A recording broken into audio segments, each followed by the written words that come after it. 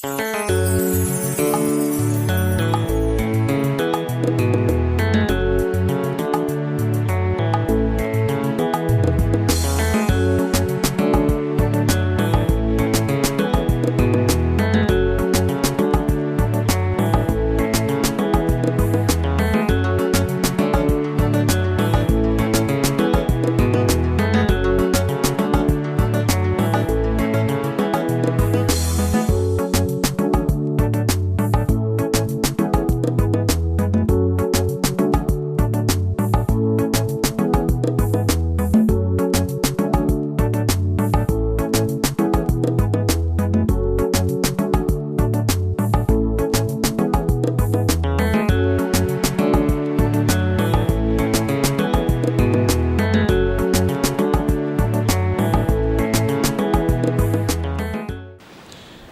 viewers, you're welcome to this week's episode of Festival of Talks. And on this week's episode of Festival of Talks, we'll be looking at the role of IPMAN, Independent Petroleum Marketers Association of Nigeria, towards the development of the Nigerian economy.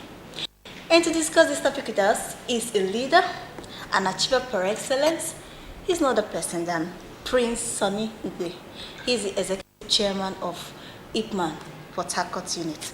We'll let you meet him after this break.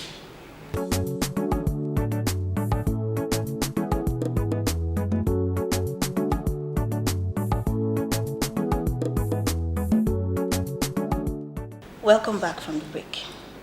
Yes, like I told you, we have the executive chairman of IPMAN Port Harcourt unit right here with us. And let's meet him now. Please, I know you as Prince Sonny, the executive chairman of IPMAN Port Harcourt unit, but our viewers would like to know more about you. Okay, thank you very much. My name is Sonny Graham Mpe, and by the grace of God, I'm the chairman of IPMAN River State. And like you know the activities of IPMAN. I've been doing this job for about 3 years now. And I'm from River State. My tribe is Eleme. Okay. And that is much for now. Okay, thank you very much. Now let's go straight to business. We know that as a very popular organization, IPMAN, we know you from the name. We know that we are into IPMAN is into marketing of petroleum products. But outside that, viewers would like to know what IPMAN actually stands for, outside just what we know. Okay. That specific details.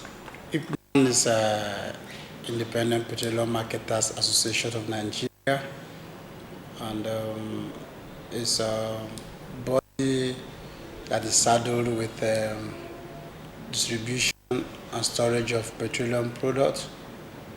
It's a body that is recognized by the federal government and is well gazetted, and charged with the responsibility of petroleum product distribution. Like you know, IPMAN has different levels of leadership.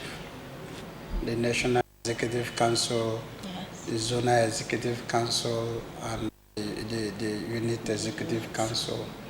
There are about 21 government depots in the Federation. IPMAN is well represented in all the state depots. Then at the next level, at the National Executive Council level, that level is charged with the responsibility of regulating the activities of the whole country operations. And at the zonal level has to do with coordinates the activity of what we call System 2E. Okay. System 2E comprises of Port Harcourt, Aba, Enugu, Makurdi, and Calabar depots, about 5 depots. Okay. Then when you come down to the state level, which is the Port Harcourt, at the Port Harcourt unit. Port Harcourt unit is a unit that has the refinery. So when we refine, the area office of PPMC is here that works in conjunction with us here. When the product is refined, the volume is shared on the one to retain for state here, and the ones that will be transported through the pipeline to these other depots I've mentioned. Yes. It goes all the way from Makodi up to Yola. Okay. So you can see that it's an enormous responsibility. It is very enormous. So with the advent of private depots now, in order to sustain supply, IPMAN is also the private depot to also supply from the private depot. So in a nutshell, the supply chain now is both from the private and the government depots respectively. Okay, from what you just mentioned, what you just enumerated, IPMAN is basically concerned with distribution, marketing of petroleum products. Whenever there is fuel scarcity, what could actually be the cause? Is it that IPMAN at a point the chain breaks? What actually causes that? Okay, Angel, I must tell you this. In the past 3 years to 4 years of this current leadership of under this present federal government, okay, under the government of President Goodluck Ebele Jonathan, there has been a very practical effort to making sure there is adequate supply of petroleum products. That's true.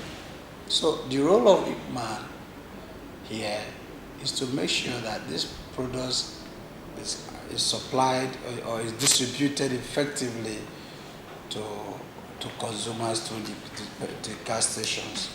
Now, there are two sectors of this supply. There are two sectors are responsible for adequately supplying these products. There is the NNPC, which is saddled with the responsibility of importing about 50% of the total volume. Then there is the private sector. There is the private tank farm owners that also import, in conjunction of MOM and the major marketers that also import. So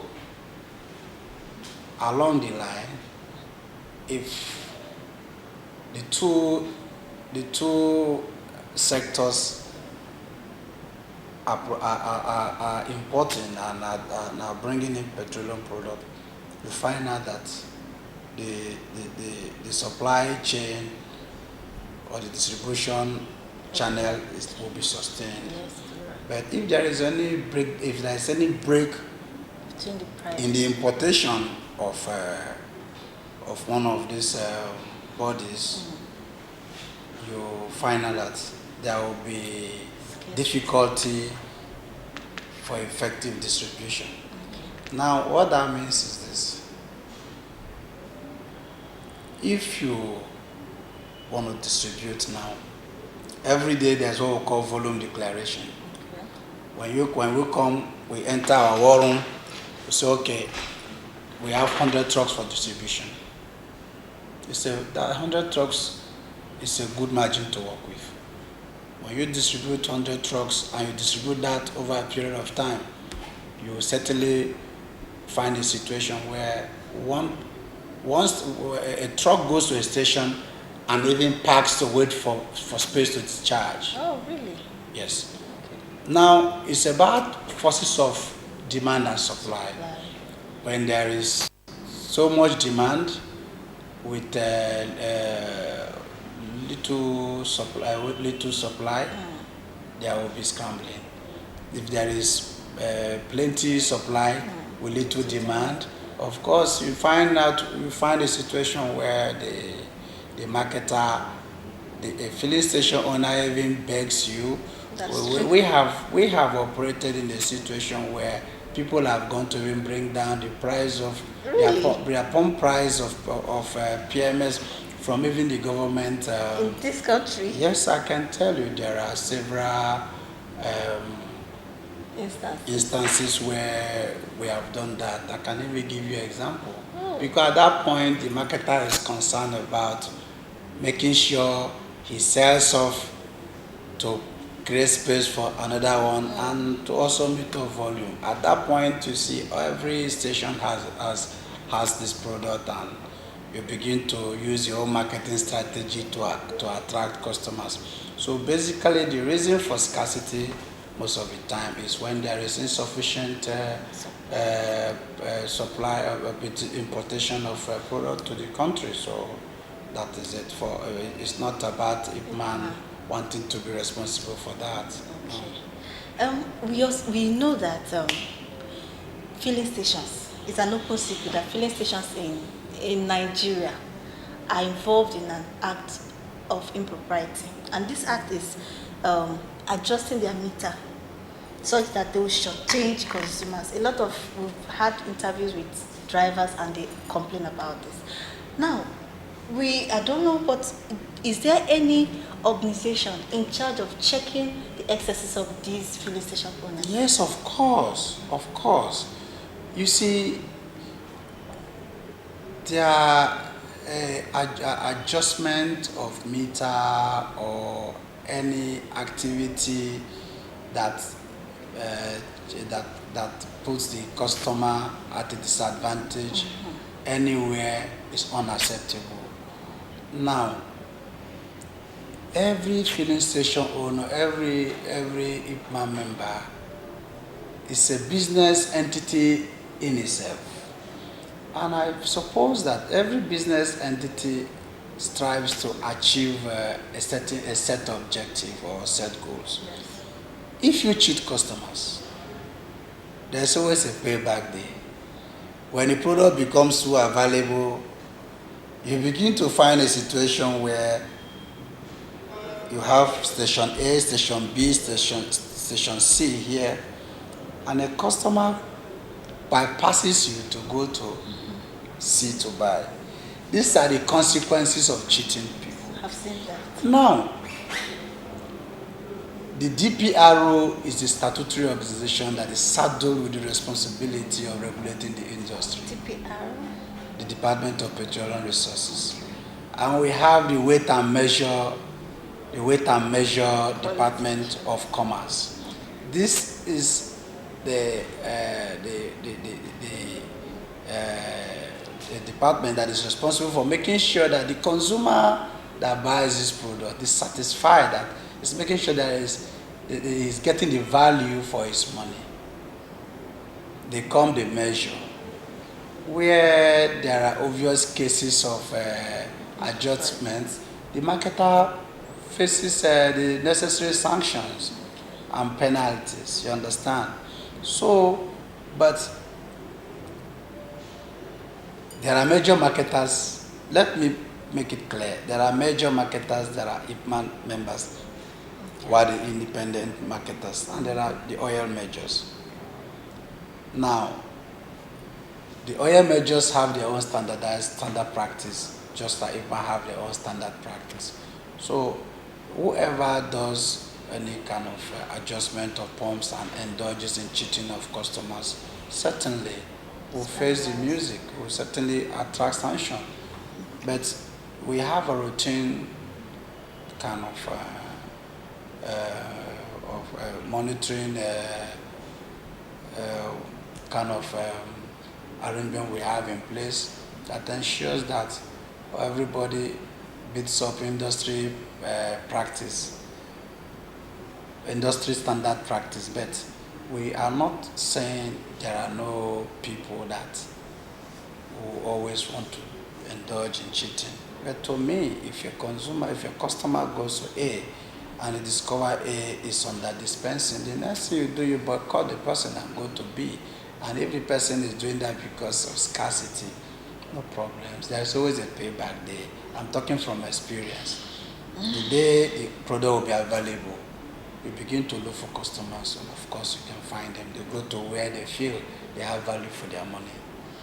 Well, the most important, interesting part of this is when you say there is usually sometimes that there is oversupply of fuel to the filling station that they have to reduce. I'm really looking forward to seeing that. But let's go back to the next question. Um, Sometime last year too, it was in the news. IPMAN, there was a call by IPMAN to Nigerians to support the federal government on the privatization of refineries. And I'm talking as myself now. I was just thinking, instead of IPMAN calling for the privatization of refineries, what do they call on the federal government to maintain the refineries, repair them, so that we can start refining our own petroleum products here instead of importing what we. So I was thinking that they could do that. What's your take on that? Yes, I think the sometime, like you said, some time ago, the national leadership of IPMAN, as it were, then called for privatization and all those stuff. Yes. Well, we have a new leadership in IPMAN NEC now, and the stand of the former might not be valid in the new leadership. But if we narrow it down to us here, the IPMAN in Rivers State is a peculiar IPMAN because it's an IPMAN that is operating from a refining depot. Exactly. This is a refining depot. Yes. It's the biggest in Africa, and the challenge of dealing with that is enormous. But I am an advocate of proper refining of the proper maintaining of the refinery and supplying it with crude oil. The government has done well in terms of our refinery here. The refining capacity is good.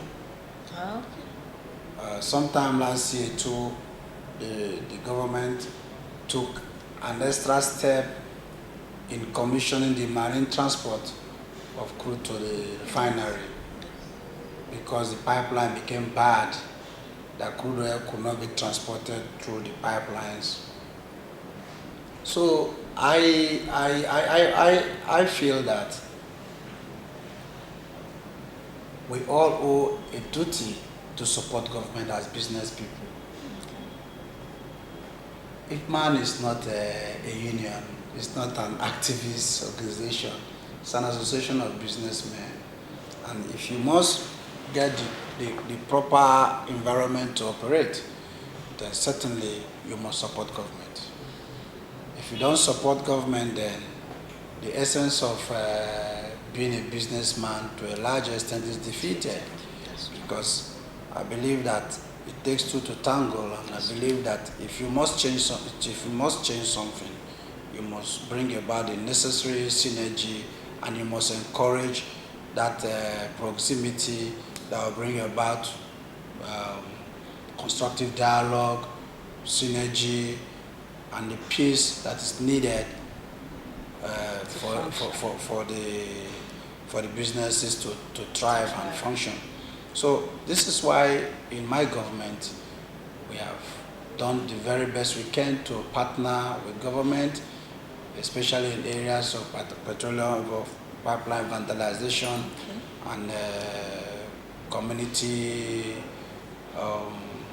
harmony and stuff like that. So I still reiterate that it's important as IPMAN that we must continue to partner with government, because only when we do that, we can jointly achieve the objective of effective supply and even efficient supply of petroleum product to the consumers and masses.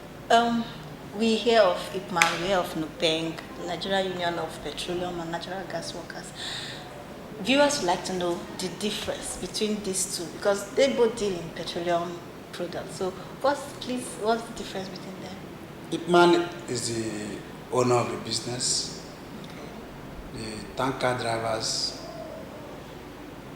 work for IPMAN by conveying this product to the respective destinations. They are, like they are very important part of the sector in terms of Petroleum movement of distribution. and distribution of product. Then the uniqueness there is that the Tanker Drivers Union is affiliated to Nupeng, Okay. because Nupeng is The a mother body, body. the mother body that covers all activities of workers that work with oil and gas related sectors. Okay. Thank you very much. Now, let's go a little bit personal. We'll be talking about IPMAN. Let's talk about you a little. Okay. We know you as Prince Sonny Ube, the executive chairman of IPMAN, Port Harcourt unit. But outside that, who is really Prince Sonny Ube? Okay. Outside chairman, outside IPMAN? Well, Angel, I've been around. Before I came from IPMAN from a private sector to be IPMAN chairman. Okay. I'm the first IPMAN chairman that will come from private sector. And I mean private sector is that I have my own company, and when it was time, when I was requested to come and head IPMAN, I don't like public life anyway. I'm a very private person. You can see how it took you to get this interview. That's true. But at some point in time, you realize somebody must do the job. And when I was requested to come in after several Persuasions? several objections and trying to avoid it, it became clear that I just needed to contribute my own quota to the development of the body, and to try to take care of the challenges we have in the state then. So I gladly accepted and was elected. And since then, it's not been easy. You have to always be on the move in order to make sure our state does not become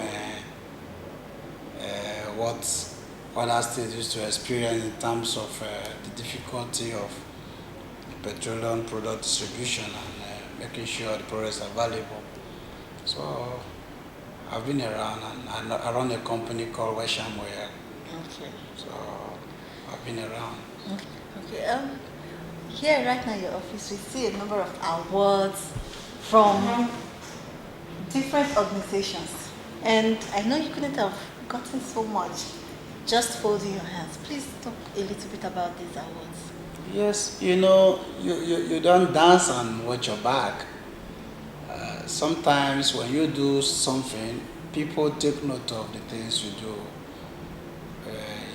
I have humbly discharged my duties so effectively in spite of the challenges. And I tell you, when I mean there are challenges, there are real challenges. But somebody has got to do the job. The reason why you are a unique person on a job is because somehow it is believed you possess the requisite abilities to do the job. So the awards, yes, the first one came as an entrepreneur of the year that was given by my local government in 2007, 2009, about that. Yeah, 2009. That's that one came, and they keep coming. People call, but unfortunately I can't be everywhere to receive all the awards. So sometimes I just say, look, you just tell me thank you, or if you appreciate what I'm doing, fine.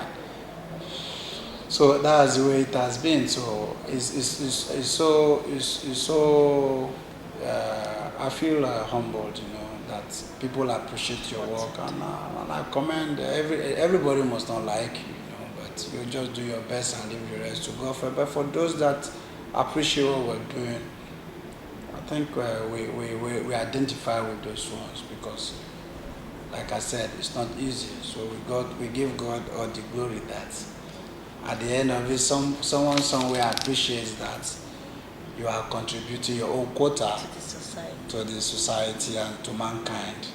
So by the grace of God, God does not give you assignment that you cannot handle that. So to God be the glory that the awards that have come, we appreciate it and we receive it with open mind. Some people will be wondering, what does it take to become a member of IPMAN? People out there want to be members, but they don't know how to go about it. So what does it take? Okay, thank you, Angel. To become an IPMAN member is as follows. You have a company, you register a company to do all your business in the first place. When you do that, you do what we call suitability approval from DPRO, Department of Petroleum Resources. Suitability approval is your first assessment of a proposed site for a filling station, which shall be carried out by officials of DPRO to determine that proposed land or parcel of land you have for filling station can actually go for filling station. So when they come and do all the assessment and they feel it's okay, fine. The next thing you do is for them, the next thing you get is DPRO gives you what we call suitability approval, that proposed site for station can actually be used for petrol station. When they do that, we then proceed to get a document we call authority to construct from DPRO. Then for you to get authority to construct, there are certain qualification documents you must bring to DPRO, like your C of O, an evidence of your ownership of the land. You bring up your tax clearance, your business documents.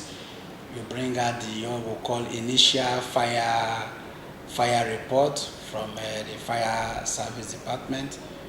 You bring up what we call the environmental impact assessment of the place you want to build station.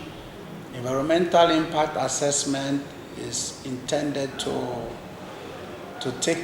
establish a baseline of the texture of the soil that you want to construct station in. Then, so that as time goes on, the report is going to be used to compare to the reports that is going to be conducted in future, and the two are going to be compared to know what impact has the petrol station establishment had on the parcel of land. Has there been leakage of your underground tank? Has there been any careless handling of product that has seeped into the ground to connect any borehole or any potable water usage in the environment? So all these are all parameters that are intended to make sure that your practice is safe and is in line with the best industry practice. Thank you very much, sir, for coming on the show. Thank you for creating time out of your busy schedule. We're really grateful. Yes, viewers, that's it on today's episode of Festival of Talks. I will be talking with Prince Sonny Mpe, the Executive Chairman of IPMAN, Independent Petroleum Marketers Association of Nigeria, Port Harcourt Unit. Until next week, bye-bye.